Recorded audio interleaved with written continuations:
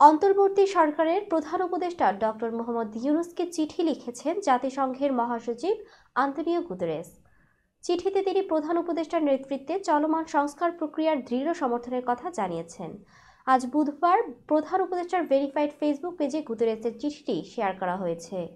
চিঠিতে বলা হয়েছে, ডক্টর ইউনূস এর আগে জাতিসংঘের মহাসচিবের কাছে একটি চিঠি লিখেছেন। তার জবাব দিয়েছেন অ্যান্তোনিও গুতেরেস। চিঠিতে জাতিসংঘ মহাসচিব লিখেছেন, 4 ফেব্রুয়ারি আপনি যে চিঠি দিয়েছেন তার জন্য আপনাকে আমি ধন্যবাদ জানাতে চাই, যা 7 ফেব্রুয়ারি সাক্ষাতের সময় আপনার রোহিঙ্গা সংকট ও অগ্রাধিকার বিষয়ক প্রতিনিধি খলিলুর রহমান আমার কাছে পৌঁছে দিয়েছেন।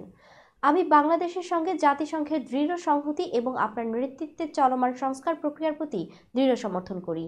এদিকে জাতিসংঘের বাংলাদেশের স্থায়ী মিশনের একটি সংবাদ বিজ্ঞপ্তিতে বলা হয়েছে, আগামী 13 থেকে 16 মার্চ মহাসচিব অ্যান্তোনিও গুতেরেস আনুষ্ঠানিকভাবে বাংলাদেশ সফর করবেন। বাংলাদেশের অন্তর্বর্তী সরকারের প্রধান উপদেষ্টা ডক্টর মোহাম্মদ ইউনূসের আমন্ত্রণের পরিপ্রেক্ষিতে এই সফর। এই চিঠিতে বিষয়টিও উল্লেখ করেছেন আন্তোনিও গুতেরেস। তিনি চিঠিতে লিখেছেন, পবিত্র রমজান মাসে আমার আসন্ন বাংলাদেশ সফরে এই আলোচনা আরও এগিয়ে নেওয়ার জন্য আমি অধীর আগ্রহে অপেক্ষা করছি।